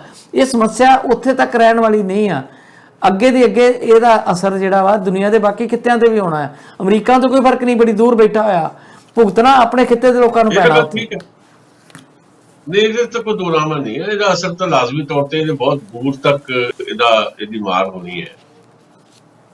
ਪਰ ਤੁਸੀਂ ਦੇਖੋ ਕਿ ਡਰੱਗ ਤੇ ਹਥਿਆਰ, ਇਹ ਦੋਨੋਂ ਚੀਜ਼ਾਂ ਜਿਹੜੀਆਂ ਆਪੋ ਵਿੱਚ ਹੀ ਜੁੜੀਆਂ ਹੋਈਆਂ, ਦੋਨੋਂ ਚੀਜ਼ਾਂ ਵੱਖੋ ਵੱਖਰੀਆਂ ਨਹੀਂ ਹੈਗੀਆਂ। ਤੁਸੀਂ ਦੇਖੋ ਵੀ ਜਿਹੜੀ ਅਫੀਮ ਹੈ ਉਹ ਪੈਦਾ ਅਫਗਾਨਿਸਤਾਨ ਦੇ ਵਿੱਚ ਹੁੰਦੀ ਹੈ, ਮਤਲਬ ਜਿਹੜਾ ਕੇਂਦਰ ਹੈ ਅਫੀਮ ਦਾ, ਅਸਲ ਕੇਂਦਰ ਅਫਗਾਨਿਸਤਾਨ ਹੈ, ਤੇ ਖਪਦੀ ਜਾ ਕੇ ਉਹ ਅਮਰੀਕਾ ਤੱਕ ਹੈ। ਬਿਲਕੁਲ। ਤੇ ਜਿਹੜੇ ਹਥਿਆਰ ਹੈ ਉਹਦਾ ਸਭ ਤੋਂ ਵੱਡਾ ਜਿਹੜਾ ਹਥਿਆਰ ਵਿਕਰੇਤਾ ਉਹ ਅਮਰੀਕਾ ਹੈ, ਤੇ ਖਪਦੇ ਅਫਗਾਨਿਸਤਾਨ ਵਰਗੇ ਮੁਲਕਾਂ 'ਚ ਜਾ ਕੇ। ਇਹ ਸਾਰਾ ਕੁਝ ਇੱਕ ਦੂਜੇ ਨਾਲ ਜੁੜਿਆ ਹੋਇਆ ਹੈ। ਬਹੁਤ ਚੀਜ਼ਾਂ ਜਿਹੜੀਆਂ ਉਹ ਕਈ ਵਾਰੀ ਨਹੀਂ ਪਤਾ ਹੁੰਦੀਆਂ, ਲੱਗਦੀਆਂ ਸਾਨੂੰ, ਪਰ ਅਸਲ ਦੇ ਵਿੱਚ ਇਹ ਨੈਟਵਰਕ ਹੈ, ਆਪਣੇ ਆਪ ਜੁੜੇ ਹੋਏ ਨੈਟਵਰਕ ਨੇ, ਤੇ ਉਹ ਸਾਰਾ ਕੁਝ ਏਦਾਂ ਹੀ ਚੱਲਣਾ ਹੈ। ਤੇ ਬਾਕੀ ਜਿਹੜੇ ਮੁਲਕ ਨੇ, ਗੁਆਂਢ ਦੇ ਮੁਲਕ, ਉਹਨਾਂ ਦੀ ਚਿੰਤਾ ਤਾਂ ਲਾਜ਼ਮੀ ਤੌਰ ਤੇ ਵੱਧ ਗਈ ਹੈ। ਸਾਰਾ ਜਿਹੜਾ ਨਵਾਂ ਘਟਨਾ ਚੱਕਰ ਹੋਇਆ, ਤੇ ਇਸੇ ਕਰਕੇ ਬਿਆਨਬਾਜ਼ੀਆਂ ਵੀ ਸ਼ੁਰੂ ਹੋ ਗਈਆਂ ਨੇ। ਭਾਰਤ ਬਹੁਤ ਤਹੱਮਲ ਦੇ ਨਾਲ ਸਾਰੀਆਂ ਚੀਜ਼ਾਂ ਨੂੰ ਦੇਖ ਰਿਹਾ ਹੈ। ਭਾਰਤ ਵਾਸਤੇ ਦਿੱਕਤ ਥੋੜੀ ਹੋਰ ਜ਼ਿਆਦਾ ਹੈ। ਤਾਲਿਬਾਨ ਦੇ ਆਉਣ ਦੇ ਨਾਲ ਦਿੱਕਤ ਇਸ ਕਰਕੇ ਜ਼ਿਆਦਾ ਹੈ ਕਿ ਤਾਲਿਬਾਨ ਦੇ ਨਾਲ ਜਿਹੜਾ ਆ ਚਾਈਨਾ ਜਾਂ ਪਾਕਿਸਤਾਨ ਜਾਂ ਤੁਸੀਂ ਰੂਸ ਦਾ ਵੀ ਜ਼ਿਕਰ ਕੀਤਾ, ਉਹਨਾਂ ਦੇ ਸੰਬੰਧ ਹੋਰ ਕਿਸਮ ਦੇ ਹੈ, ਤੇ ਸਾਡਾ ਤਾਂ ਕੋਈ ਸੰਬੰਧ ਉਸ ਲੈਵਲ ਤੇ ਹੈ ਹੀ ਨਹੀਂ। ਤੇ ਸਾਡਾ ਜਿਹੜਾ ਮੁਲਕ ਹੈ ਵੈਸੇ ਵੀ ਆਲੇ ਦੁਆਲੇ ਜਿਹਨਾਂ ਮੁਲਕਾਂ ਨਾਲ ਘਿਰਿਆ ਹੋਇਆ, ਜਿਹੜੇ ਕਿਸੇ ਵੇਲੇ ਭਾਰਤ ਦੇ ਮਿੱਤਰ ਹੁੰਦੇ ਸੀ, ਉਹ ਵੀ ਅਸੀਂ ਆਪਣੇ ਦੁਸ਼ਮਣ ਬਣਾ ਲਏ ਆ। ਤੇ ਭਾਰਤ ਇਸ ਖਿੱਤੇ ਦੇ ਵਿੱਚ ਇਕੱਲਾ ਰਹਿ ਗਿਆ ਲੱਗਦਾ ਹੈ। ਤੇ ਨਿੱਕੇ ਨਿੱਕੇ ਮੁਲਕ ਜਿਹੜੇ ਆ ਉਹਨਾਂ ਨੂੰ ਆਰਥਿਕ ਤੌਰ ਦੇ ਉੱਤੇ ਵੱਡੀ ਮਦਦ ਦੇ ਕੇ ਆਪਣਾ ਅਹਿਸਾਨਮੰਦ ਬਣਾ ਲਿਆ ਚਾਈਨਾ ਨੇ। ਤੇ ਦੀ ਆਮਦ ਜਿਹੜੀ ਆ, ਫਿਰ ਤੋਂ ਤਾਲਿਬਾਨ ਦੀ ਵਾਪਸੀ ਜਿਹੜੀ ਆ ਅਫਗਾਨਿਸਤਾਨ ਦੇ ਵਿੱਚ, ਤੇ ਉਹਦੇ ਨਾਲ ਰਿਸ਼ਤਿਆਂ ਦਾ ਮਾਮਲਾ ਜਿਹੜਾ ਚਾਈਨਾ ਦਾ ਜਾਂ ਪਾਕਿਸਤਾਨ ਦਾ, ਉਹ ਇਹ ਦਰਸਾਉਂਦਾ ਹੈ ਕਿ ਭਾਰਤ ਵਾਸਤੇ ਮੁਸੀਬਤ ਵੱਡੀ ਆਉਣ ਵਾਲੀ ਹੈ। ਭਾਰਤ ਨੇ ਉਸ ਮੁਸੀਬਤ ਦਾ ਕਿੱਦਾਂ ਟਾਕਰਾ ਕਰਨਾ, ਇਹ ਬਹੁਤ ਸੰਜਮ ਨਾਲ, ਸ਼ਾਇਦ ਸਾਡੀ ਜਿਹੜੀ ਫੋਰਨ ਪਾਲਿਸੀ ਹੈ ਉਹਨੂੰ ਦੇਖਣਾ ਪਏਗਾ, ਕੀ ਕਰਨਾ ਚਾਹੁੰਦੇ ਨੇ ਭਾਰਤ ਵਾਲੇ। ਤੇ ਹੁਣ ਦਮਗੱਜੇ ਮਾਰ ਕੇ, ਜਿੱਦਾਂ ਸਾਡੇ ਪ੍ਰਧਾਨ ਮੰਤਰੀ ਅਕਸਰ ਕਰਦੇ ਆ, ਦਮਗੱਜੇ ਮਾਰ ਕੇ ਵੱਡੇ ਵੱਡੇ ਬਿਆਨਬਾਜ਼ੀਆਂ ਜਾਰੀ ਕਰਕੇ ਨਹੀਂ ਸਰਨਾ। ਸਾਨੂੰ ਬਹੁਤ ਗੰਭੀਰਤਾ ਨਾਲ ਇਸ ਸਾਰੇ ਮਸਲੇ ਨੂੰ ਵਿਚਾਰਨਾ ਪਏਗਾ, ਤੇ ਆਪਣੀ ਜਿਹੜੀ ਇੱਕ ਨੀਤੀ ਹੈ ਉਹਨੂੰ ਅਡਾਪਟ ਕਰਨਾ ਪਏਗਾ, ਤਾਂ ਜੋ ਅਸੀਂ ਇਹ ਨਹੀਂ ਕਿ ਸਵੇਰ ਨੂੰ ਸਾਡੀ ਲੜਾਈ ਸ਼ੁਰੂ ਹੋ ਜਾਣੀ ਹੈ ਤਾਲਿਬਾਨ ਦੇ ਨਾਲ। ਇੱਦਾਂ ਦਾ ਮਾਹੌਲ ਨਹੀਂ ਹੈ। ਪਰ ਕਿੱਦਾਂ ਵਰਤਣਾ ਚਾਹੀਦਾ ਸਾਨੂੰ ਅਫਗਾਨਿਸਤਾਨ ਦੇ ਨਾਲ, ਕਿਉਂਕਿ ਅਫਗਾਨਿਸਤਾਨ ਦੀ ਹਾਲ ਫਿਲਹਾਲ ਜਿਹੜੀ ਹੋਣੀ ਹੈ ਉਹ ਤਾਲਿਬਾਨ ਹੈ। ਸੋ ਤਾਲਿਬਾਨ ਨਾਲ ਕਿਸ ਤਰ੍ਹਾਂ ਦਾ ਸੰਬੰਧ ਰਵੇ, ਇਹ ਦੇਖਣਾ ਪਏਗਾ ਭਾਰਤ ਨੂੰ, ਕਿਉਂਕਿ ਭਾਰਤ ਚਾਰੇ ਪਾਸੋਂ ਘਿਰਿਆ ਹੋਇਆ। ਬਿਲਕੁਲ। ਔਰ ਭਾਰਤ ਦੀ ਜਿਹੜੀ ਵਿਦੇਸ਼ ਨੀਤੀ ਹੈ ਨਾ ਜੀ, ਇਸ ਮਾਮਲੇ ਵਿੱਚ ਉਹ ਬੜੀ ਬੁਰੀ ਤਰ੍ਹਾਂ ਸਫਲ ਰਹੀ ਆ। ਹਾਲਾਤ ਇਹਨੇ ਮਤਲਬ ਤੇਜ਼ੀ ਨਾਲ ਭਾਵੇਂ ਬਦਲੇ ਆ, ਪਰ ਇਹ ਨਜ਼ਰ ਆ ਰਿਹਾ ਸੀ, ਤੁਹਾਨੂੰ ਮੈਨੂੰ ਸਭ ਨੂੰ ਨਜ਼ਰ ਆ ਰਿਹਾ ਸੀ ਕਿ ਉੱਥੇ ਜਿਹੜੇ ਭਾਰਤੀ ਲੋਕ ਨੇ ਉਹ ਸੇਫ ਨਹੀਂ ਹੈ। ਔਰ ਬੜੀਆਂ ਅਜੀਬ ਕਥਾ ਕਹਾਣੀਆਂ ਸਾਹਮਣੇ ਆ ਰਹੀਆਂ। ਅੱਜ ਬਿਆਨ ਆ ਗਿਆ ਭਾਰਤ ਸਰਕਾਰ ਦੇ ਸਕੱਤਰਾਂ ਦਾ, ਵਿਦੇਸ਼ ਸਕੱਤਰ ਕੋਈ ਗਾਬਾ ਸਾਹਿਬ ਨੇ, ਕਿ ਅਸੀਂ ਤਾਲਿਬਾਨ ਨਾਲ ਬੈਕਡੋਰ ਦੇ ਰਾਬਤੇ 'ਚ ਆ ਤੇ ਆਪਣੇ ਲੋਕਾਂ ਨੂੰ ਉੱਥੋਂ ਸੇਫ ਕੱਢਾਂਗੇ। ਹੈਲਪਲਾਈਨ ਉਹ ਜਿਹੜੀ ਆ ਉਹ ਦੇ ਰਹੇ ਨੇ, ਤੇ ਉਹ ਹੈਲਪਲਾਈਨ ਜਿਹੜੀ ਆ ਉਹ ਪਤਾ ਨਹੀਂ ਉਹ ਕੀ ਸਵਾਰੂਗੀ ਉੱਥੇ ਜਿਹੜੇ ਫਸੇ ਲੋਕ, ਉਹਨਾਂ ਦੇ ਪਰਿਵਾਰਾਂ ਦਾ। ਤੇ ਕਹਿੰਦੇ ਆ ਕਿ ਜਿੰਨੇ ਹਿੰਦੂ ਸਿੱਖ ਉੱਥੇ ਫਸੇ ਆ ਉਹਨਾਂ ਨੂੰ ਅਸੀਂ ਸੇਫਲੀ ਕੱਢ ਲਾਂਗੇ। ਜੇ ਕੱਢਣਾ ਹੀ ਸੀ ਤੇ ਇਹ ਕੁਝ ਸਮਾਂ ਪਹਿਲਾਂ ਵੀ ਤਾਂ ਕੀਤਾ ਜਾ ਸਕਦਾ ਜਦੋਂ ਹਾਲਾਤ ਦਿਖ ਰਹੇ ਸੀ ਵੀ ਇੱਧਰ ਜਾ ਰਹੇ ਆ। ਤੇ ਹੁਣ ਤੇ ਇੱਥੋਂ ਦੀਆਂ ਵੀ ਖਬਰਾਂ ਆ ਰਹੀਆਂ ਕਿ ਕਿਸ ਪੱਧਰ ਤੇ ਕਰਪਸ਼ਨ ਆਪਣੇ ਭਾਰਤੀ ਲੋਕਾਂ ਨੇ ਵੀ ਉੱਥੇ ਕੀਤੀ ਆ। ਡਿਵੈਲਪਮੈਂਟ ਦੇ ਨਾਂ ਤੇ ਜਦੋਂ ਉੱਥੇ ਪੈਸਾ ਜਾਂਦਾ ਸੀਗਾ ਤੇ ਉਹੋ ਹੀ ਕਹਾਣੀ ਬਣਦੀ ਸੀ ਕਿ 1 ਰੁਪਏ ਚੋਂ 20 ਪੈਸੇ ਵੀ ਨਹੀਂ ਸੀ ਖਰਚੇ ਜਾਂਦੇ, ਬਾਕੀ ਸਾਰਾ ਗੋਲਮਾਲ ਕਰ ਲਿਆ ਜਾਂਦਾ ਸੀ ਕੋਈ ਠੇਕੇਦਾਰਾਂ ਵੱਲੋਂ। ਔਰ ਐਦਾਂ ਕਿਹਾ ਜਾਂਦਾ ਹੈ ਕਿ ਉੱਥੋਂ ਦੀ ਸਰਕਾਰ ਨਾਲ ਮਿਲ ਕੇ ਜੇ ਇੱਕ ਪ੍ਰੋਜੈਕਟ ਤੇ 60 ਬੰਦੇ ਲਿਖਾਏ ਤੇ ਬੰਦੇ ਉੱਥੇ 6 ਵੀ ਨਹੀਂ ਸੀ ਹੁੰਦੇ। ਔਰ ਹੁਣ ਜਦੋਂ ਗਿਣਤੀਆਂ ਮਿਣਤੀਆਂ ਹੁੰਦੀਆਂ ਨੇ ਵੀ ਇੰਨੇ ਬੰਦੇ ਕੱਢਣੇ ਆ, ਤੇ ਬੰਦੇ ਉੱਥੇ ਹੈਗੇ ਹੀ ਨਹੀਂ ਗੇ, ਐਕਚੁਅਲੀ ਕਾਗਜ਼ਾਂ 'ਚ ਹੀ ਬੰਦੇ ਸੀਗੇ। ਮਤਲਬ ਕਰਪਸ਼ਨ ਵੀ ਇੱਕ ਵੱਡਾ ਫੈਕਟਰ ਸੀਗੀ ਉੱਥੇ, ਜਿਨੇ ਇਹ ਮਿਲ ਜੁਲ ਕੇ ਬੇੜਾ ਗਰਕ ਕੀਤਾ ਉਸ ਇਲਾਕੇ ਦਾ। ਅਸਲ 'ਚ ਮੈਨੂੰ ਇਹ ਲੱਗਦਾ ਹੈ, ਜਿਹੜੀ ਤੁਸੀਂ ਗੱਲ ਕਹੀ ਹੈ ਬਿਲਕੁਲ ਦੁਰਸਤ ਹੈ, ਵੀ ਜੇ 70 ਮਤਲਬ ਹਜ਼ਾਰ ਦੇ ਕਰੀਬ ਤਾਲਿਬਾਨ ਨੇ ਤੇ 3 ਲੱਖ ਦੇ ਕਰੀਬ ਜਿਹੜੀ ਉੱਥੋਂ ਦੀ ਫੌਜ ਸੀ, ਤੇ ਇਹ ਕਿਵੇਂ ਸਾਰਾ ਕੁਝ ਵਾਪਰ ਗਿਆ। ਤੇ ਮੈਨੂੰ ਲੱਗਦਾ ਕਿ ਸ਼ਾਇਦ ਜਿਹੜਾ ਜਨ ਸਮਰਥਨ ਵੀ ਉਹਨਾਂ ਨੂੰ ਕਿਤੇ ਨਾ ਕਿਤੇ ਸੀਗਾ, ਲੋਕਾਂ ਦੀ ਵੀ ਇੱਛਾ ਸੀ ਕਿ ਕਰਪਟ ਕਿਸਮ ਦੇ ਜਿਹੜੇ ਲੋਕ ਹੈ ਇੱਥੋਂ ਜਾਣੇ ਚਾਹੀਦੇ ਆ। ਮਤਲਬ ਕਰਪਸ਼ਨ ਵੀ ਆਪਣੇ ਆਪ ਦੇ ਵਿੱਚ ਇੱਕ ਵੱਡੀ ਗੱਲ ਹੁੰਦੀ ਹੈ। ਤੇ ਦੂਜੀ ਗੱਲ ਇਹ ਆ ਵੀ ਲੜਾਕਿਆਂ ਦੀ ਗੱਲ ਹੋਰ ਹੈ, ਤੇ ਜਿਹੜਾ ਸਧਾਰਨ ਬੰਦਾ ਆ ਉਹ ਕਈ ਚੀਜ਼ਾਂ ਸੋਚਦਾ ਹੁੰਦਾ ਵੀ ਸ਼ਾਇਦ ਇਹਨਾਂ ਦੀ ਛਤਰਛਾਇਆ ਦੇ ਵਿੱਚ ਅਸੀਂ ਇਹਨਾਂ ਦੀ ਹਾਂ ਛਾਂ ਬਣਾਵਾਂਗੇ ਤਾਂ ਸ਼ਾਇਦ ਅਸੀਂ ਥੋੜੀ ਸੁਰੱਖਿਅਤ ਰਵਾਂਗੇ। ਸੋ ਕਈ ਚੀਜ਼ਾਂ ਹੋ ਸਕਦੀਆਂ ਇਦਾਂ ਦੀਆਂ ਵੀ ਜਿਹੜੀਆਂ ਵਾਪਰੀਆਂ ਹੋਣਗੀਆਂ। ਬਾਕੀ ਭਾਰਤ ਦਾ ਜਿੱਥੇ ਤੱਕ ਸੰਬੰਧ ਹੈ, ਇਹ ਗੱਲ ਠੀਕ ਹੈ ਵੀ ਜਿਹੜੇ ਭਾਰਤੀ ਨਾਗਰਿਕ ਸੀ ਉਹਨਾਂ ਨੂੰ ਕੱਢਣ ਦਾ ਪਹਿਲਾ ਫਰਜ਼ ਸੀ। ਅਸੀਂ ਜਿਹੜਾ ਮਜ਼ਾਰੇ ਸ਼ਰੀਫ ਵਾਲਾ ਜਿਹੜਾ 4-5 ਦਿਨ ਪਹਿਲਾਂ ਜਦੋਂ ਕਬਜ਼ਾ ਕੀਤਾ ਸੀ ਉਹਨੇ ਤਾਲਿਬਾਨ ਨੇ ਮਜ਼ਾਰੇ ਸ਼ਰੀਫ ਤੇ, ਅਸੀਂ ਆਪਣਾ ਜਨਰਲ ਕੌਂਸੂਲੇਟ ਜਿਹੜਾ ਉਹਨੂੰ ਬੰਦ ਕੀਤਾ ਭਾਰਤ ਨੇ। ਜਦ ਦਿਖਾਈ ਦੇ ਰਿਹਾ ਸੀ ਵੀ ਲਗਾਤਾਰ 30-32 ਸੂਬਿਆਂ ਦੇ ਉੱਤੇ ਕਾਬਜ਼ ਹੋ ਚੁੱਕੇ ਨੇ ਤਾਲਿਬਾਨ ਤੇ ਬੜੀ ਤੇਜ਼ੀ ਦੇ ਨਾਲ ਉਹ ਵੱਧ ਰਹੇ ਨੇ ਕਾਬਲ ਵੱਲ ਨੂੰ। ਪਹਿਲਾਂ ਤਾਂ ਕਿਹਾ ਗਿਆ ਸੀ ਅੱਜ ਤੋਂ 5-6 ਦਿਨ ਪਹਿਲਾਂ ਜਦੋਂ ਮਜ਼ਾਰੇ ਸ਼ਰੀਫ ਤੇ ਕਬਜ਼ਾ ਕੀਤਾ ਤੇ ਗੱਲ ਕਹੀ ਗਈ ਸੀ ਵੀ ਸ਼ਾਇਦ 90 ਦਿਨ ਲੱਗ ਜਾਣਗੇ ਤਾਲਿਬਾਨ ਨੂੰ ਕਾਬਲ ਤੱਕ ਪਹੁੰਚਦਿਆਂ, ਪਰ ਉਹ ਤਾਂ 5 ਦਿਨਾਂ 'ਚ ਪਹੁੰਚ ਗਏ। ਤੇ ਬੜੀ ਪ੍ਰਗਟ ਕੀਤੀ ਜੋ ਬਾਈਡਨ ਨੇ, ਅਮਰੀਕਨ ਪ੍ਰੈਜ਼ੀਡੈਂਟ ਨੇ, ਇਹ ਕਹਿ ਕੇ ਵੀ ਬੜੀ ਛੇਤੀ ਜੀ ਹਥਿਆਰ ਸੁੱਟਤੇ ਸਰਕਾਰ ਨੇ ਜਾਂ ਉੱਥੋਂ ਦੀ ਲੀਡਰਸ਼ਿਪ ਦੇ ਬੜੀ ਛੇਤੀ ਹਥਿਆਰ ਸੁੱਟਣ ਦਾ ਕਾਰਨ ਵੀ ਸ਼ਾਇਦ ਉੱਥੋਂ ਦੇ ਲੋਕ ਹੋ ਸਕਦੇ ਆ, ਕਿਉਂਕਿ ਸਾਰਾ ਕੁਝ ਆਪਾਂ ਨੂੰ ਨਹੀਂ ਪਤਾ ਕੀ ਉੱਥੇ ਵਾਪਰਿਆ, ਕਿਵੇਂ ਹੋਇਆ, ਕਿਵੇਂ ਉਹ ਪ੍ਰੋਸੈਸ ਚੱਲਦਾ ਹੈ। ਬਹੁਤ ਖਬਰਾਂ ਜਿਹੜੀਆਂ ਉਸ ਢੰਗ ਨਾਲ ਨਹੀਂ ਆਉਂਦੀਆਂ। ਉੱਥੋਂ ਦੇ ਲੋਕਾਂ ਦੇ ਸਮਰਥਨ ਤੋਂ ਬਿਨਾਂ ਇੰਨੀ ਤੇਜ਼ੀ ਦੇ ਨਾਲ ਕਬਜ਼ਾ ਨਹੀਂ ਸੀ ਹੋ ਸਕਦਾ ਤਾਲਿਬਾਨ ਦਾ। ਸੋ ਇਹ ਮੰਨ ਲੈਣਾ ਵੀ ਸ਼ਾਇਦ ਕਿਤੇ ਨਾ ਕਿਤੇ ਠੀਕ ਰਹੇਗਾ ਕਿ ਮਤਲਬ ਜਿਹੜੇ ਲੋਕ ਸਾਨੂੰ ਪੀੜਤ ਦਿਖਾਈ ਦੇ ਰਹੇ ਆ ਉਹ ਤਸਵੀਰਾਂ ਤਾਂ ਸਾਨੂੰ ਦਿਖਾਈ ਦੇ ਰਹੀਆਂ, ਪਰ ਬਹੁਤ ਵੱਡੇ ਪੱਧਰ ਦੇ ਉੱਤੇ ਲੋਕਾਂ ਦਾ ਵੀ ਸਮਰਥਨ ਸ਼ਾਇਦ ਤਾਲਿਬਾਨ ਨੂੰ ਉੱਥੇ ਮਿਲਿਆ, ਤਾਂ ਹੀ ਇੰਨੀ ਜਲਦੀ ਉਹ ਕਾਬਜ਼ ਹੋਏ ਨੇ। ਦਸਾਂ ਸਾਹਿਬ ਵੈਸੇ ਇੱਕ ਚੀਜ਼ ਬੜੀ ਹੈਰਾਨਗੀ ਦੀ ਆ, ਮੌਜੂਦਾ ਦੌਰ ਦੇ ਵਿੱਚ ਜਦੋਂ ਬੜਾ ਚੇਤਨਾ ਦਾ ਯੁੱਗ ਆ, ਵੀ ਬਾਰ-ਬਾਰ ਗੱਲ ਕਰਦੇ ਆ, ਤੇ 50% ਆਬਾਦੀ ਹਮੇਸ਼ਾ ਔਰਤਾਂ ਦੀ ਹੁੰਦੀ ਆ, ਤੇ ਤਾਲਿਬਾਨ ਜਾਂ ਜਿਹੜਾ ਇਸਲਾਮੀ ਰਾਜ ਆ, ਕੋਈ ਵੀ ਖਲੀਫਾ ਰਾਜ ਆ, ਉਹ ਔਰਤਾਂ ਨੂੰ ਤੇ ਹੱਕ ਕੋਈ ਵੀ ਦੇ ਕੇ ਰਾਜੀ ਨਹੀਂ ਆ, ਕੋਈ ਵੀ ਹੱਕ ਦੇ ਕੇ ਰਾਜੀ ਨਹੀਂ ਆ। ਔਰ ਉਹਨਾਂ ਤੇ ਜਿੰਨੀਆਂ ਸਖਤੀਆਂ ਪਾਬੰਦੀਆਂ ਤੇ ਜਿੰਨਾ ਤਸ਼ੱਦਦ ਹੁੰਦਾ ਔਰਤ ਤੇ ਇਸਲਾਮੀ ਦੇਸ਼ਾਂ ਦੇ ਵਿੱਚ, ਤੇ ਅੱਧੀ ਆਬਾਦੀ ਤੇ ਉਹੀ ਹੋ ਗਈ, ਤੇ ਫਿਰ ਉਹਨਾਂ ਦੇ ਹੱਕ 'ਚ ਕੌਣ ਲੋਕ ਹੈ? ਅੱਧੀ ਆਬਾਦੀ ਜਿਹੜੀ ਆ ਉਹ ਵੀ ਉਹਨਾਂ ਦੇ ਹੱਕ 'ਚ ਖੜਦੀ ਹੈ ਕਿਸੇ ਕਾਰਨ ਕਰਕੇ। ਅੱਧੀ ਆਬਾਦੀ ਨੂੰ ਤਾਂ ਜੇ ਜ਼ੁਬਾਨ ਹੀ ਉਹਨਾਂ ਦੀ ਬੰਦ ਹੈ, ਉਹਨਾਂ ਕੋਲ ਕਿਸੇ ਕਿਸਮ ਦਾ ਕੋਈ ਮਤਲਬ ਬੋਲਣ ਦਾ ਵੀ ਅਧਿਕਾਰ ਨਹੀਂ ਹੈ। ਫਿਜ਼ੀਕਲੀ ਵੀ ਦੇਖੋ ਔਰਤ ਨੋ ਡਾਊਟ ਬੜੀ ਤਾਕਤਵਰ ਹੁਣ ਮਰਦ ਦੇ ਮੁਕਾਬਲੇ, ਪਰ ਬਾਇਓਲੋਜੀਕਲੀ ਜਿਹੜੀ ਪ੍ਰੋਬਲਮ ਹੈ ਉਹ ਤਾਂ ਹੈ ਹੀ ਨਾ। ਸਰੀਰਕ ਤੌਰ ਦੇ ਉੱਤੇ ਜਿਹੜੀ ਕਮਜ਼ੋਰੀ ਹੈ ਉਹ ਔਰਤ ਦੀ ਸਭ ਤੋਂ ਵੱਡੀ ਕਮਜ਼ੋਰੀ ਹੈ, ਤੇ ਉਹ ਫਿਰ ਜਿੱਦਾਂ ਦਬਾ ਕੇ ਰੱਖਿਆ ਗਿਆ ਸਾਰਾ ਕੁਝ, ਤੇ ਉਹਦੇ 'ਚ ਉਹ ਜਿਹੜੀ ਅੱਧੀ ਆਬਾਦੀ ਕਰੇਗੀ। ਅੱਧੀ ਆਬਾਦੀ ਦੇ ਕੋਲ ਲੜਨ ਦਾ ਭਿੜਨ ਦਾ ਕੋਈ ਜ਼ਰੀਆ ਹੀ ਹੈ ਨਹੀਂ, ਤੇ ਮਰਦ ਹਮੇਸ਼ਾ ਜਿਹੜਾ ਹੈ ਜਿੱਦਾਂ ਦੀ ਮਾਨਸਿਕਤਾ ਉੱਥੋਂ ਦਾ ਜਿਹੜਾ ਮਰਦ ਹੈ ਉਹ ਉਸੇ ਮਾਹੌਲ 'ਚ ਪਲਿਆ ਵੱਡਾ ਹੋਇਆ, ਤੇ ਉਹ ਸਾਰਾ ਕੁਝ ਉੱਦਾਂ ਹੀ ਸੋਚਦਾ। ਤੇ ਔਰਤ ਨੂੰ ਹਮੇਸ਼ਾ ਦਬਾ ਕੇ ਰੱਖਣ ਦੀ ਜਿਹੜੀ ਉੱਥੋਂ ਦੀ ਪਰੰਪਰਾ ਰਹੀ ਹੈ, ਉਹਨਾਂ ਦੀ ਜਿਹੜੀ ਮਜ਼ਹਬੀ ਜਿਸ ਕਿਸਮ ਦਾ ਉਹਨਾਂ ਦਾ ਇਸਲਾਮਿਕ ਜਿਹੜਾ ਇਸਲਾਮ ਅਸਲ ਦੇ ਵਿੱਚ ਹੈ ਨਹੀਂ, ਜਿਸ ਕਿਸਮ ਦਾ ਉਹ ਜਿਹੜਾ ਉਹਨੂੰ ਬਣਾ ਕੇ ਤੁਰਦੇ ਨੇ, ਉਹਦੇ 'ਚ ਔਰਤ ਦੀ ਤਾਂ ਕੋਈ ਹੈਸੀਅਤ ਹੀ ਹੈ ਨਹੀਂ। ਸੋ ਅੱਧੀ ਆਬਾਦੀ ਜਿਹੜੀ ਆ ਉਹਨੂੰ ਤਾਂ ਬਣਾ ਕੇ ਰੱਖਿਆ ਗੁਲਾਮ ਪਹਿਲੇ ਦਿਨ ਤੋਂ ਹੀ, ਤੇ ਜਿਹੜੀ ਬਾਕੀ ਅੱਧੀ ਆਬਾਦੀ ਹੈ ਉਹਦਾ ਇੱਕ ਵੱਡਾ ਹਿੱਸਾ ਮੈਨੂੰ ਲੱਗਦਾ ਤਾਲਿਬਾਨ ਦੀ ਹਮਾਇਤ ਦੇ ਵਿੱਚ ਇਸ ਕਰਕੇ ਵੀ ਹੋ ਸਕਦਾ ਹੈ ਕਿ ਉਹ ਵੀ ਔਰਤ ਨੂੰ ਏਦਾਂ ਰੱਖਣਾ ਚਾਹੁੰਦਾ। ਇਸ ਕਰਕੇ ਸਾਰੀਆਂ ਚੀਜ਼ਾਂ ਹੈਗੀਆਂ, ਤੇ ਇਸੇ ਕਰਕੇ ਸ਼ਾਇਦ ਜਿਹੜੀ ਉੱਥੋਂ ਦੀ ਫੌਜ ਹੈ ਉਹਨੇ ਹਥਿਆਰ ਸੁੱਟ ਦਿੱਤੇ ਆ। ਉਹਨਾਂ ਨੂੰ ਲੱਗਦਾ ਹੈ ਕਿ ਲੋਕ ਜਿਹੜੇ ਆ ਵੱਡੀ ਪੱਧਰ ਦੇ ਉੱਤੇ ਸ਼ਾਇਦ ਨਾਲ ਆ ਖੜੇ ਹੋ ਗਏ ਆ, ਤੇ ਜਿਹੜੇ ਲੋਕ ਸਾਨੂੰ ਦਿਖਾਈ ਦੇ ਰਹੇ ਆ ਪਿਸਦੇ ਹੋਏ, ਉਹ ਲੋਕ ਜਿਹੜੇ ਆ ਉਹ ਆਪਣੀ ਥਾਂ ਦੇ ਉੱਤੇ ਆ, ਪਰ ਜਿਹੜੇ ਵੱਡੇ ਪੱਧਰ ਦੇ ਉੱਤੇ ਮੈਨੂੰ ਲੱਗਦਾ ਕੋਈ ਸਮਰਥਨ ਜ਼ਰੂਰ ਹੈ ਉਹਨਾਂ ਨੂੰ, ਨਹੀਂ ਤਾਂ ਇੰਨੀ ਛੇਤੀ ਕਾਬਜ਼ ਨਹੀਂ ਸੀ ਹੋ ਸਕਦਾ।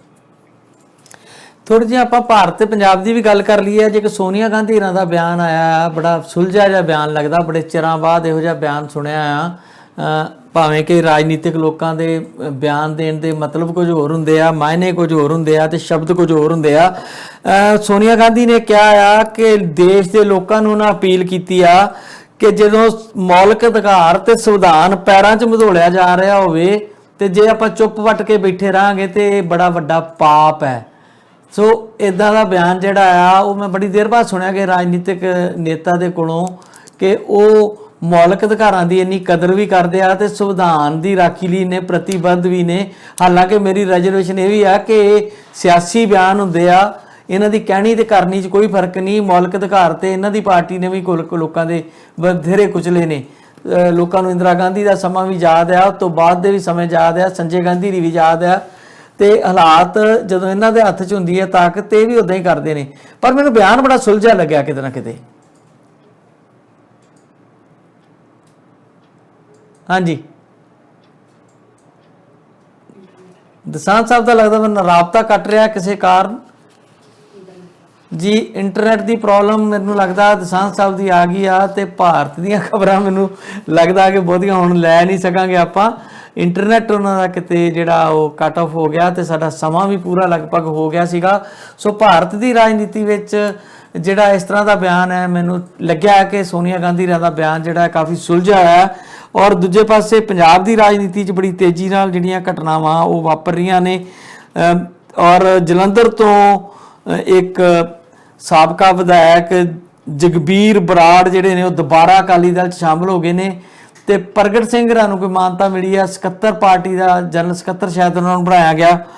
ਤੇ ਇਸ ਤਰ੍ਹਾਂ ਦੀਆਂ ਕੁਝ ਭਾਰਤ ਦੀਆਂ ਖਬਰਾਂ ਜਿਹੜੀਆਂ ਸ਼ਸ਼ੀਰ ਨਾਲ ਸਾਂਝੀਆਂ ਕਰਨੀਆਂ ਸੀ, ਉਹ ਰਾਬਤਾ ਸਾਡਾ ਕੱਟ ਗਿਆ ਜੀ, ਤੇ ਹੁਣ ਸਮਾਂ ਇਹਨਾਂ ਨਹੀਂ ਬਚਿਆ ਕਿ ਦੁਬਾਰਾ ਉਹਨਾਂ ਨਾਲ ਲੈ ਸਕੀਏ। ਸੋ ਅੱਜ ਦੇ ਦਿਨ ਆਪਾਂ ਇੱਥੇ ਹੀ ਆਪਣੇ ਪ੍ਰੋਗਰਾਮ ਤੇ ਤੁਹਾਡੇ ਕੋਲੋਂ ਵਿਦਾ ਚਾਹੁੰਦੇ ਹਾਂ। ਤੁਹਾਡਾ ਬਹੁਤ ਬਹੁਤ ਸਭ ਦਾ ਸ਼ੁਕਰੀਆ, ਧੰਨਵਾਦ ਸਾਡੇ ਨਾਲ ਜੁੜੇ ਰਹਿਣ ਲਈ। ਕੱਲ ਨੂੰ ਫਿਰ ਦੁਬਾਰਾ ਨਵਾਂ ਪ੍ਰੋਗਰਾਮ ਲੈ ਕੇ ਤੁਹਾਡੀ ਸੇਵਾ 'ਚ ਹੋਵਾਂਗੇ ਹਾਜ਼ਰ। ਧੰਨਵਾਦ ਜੀ।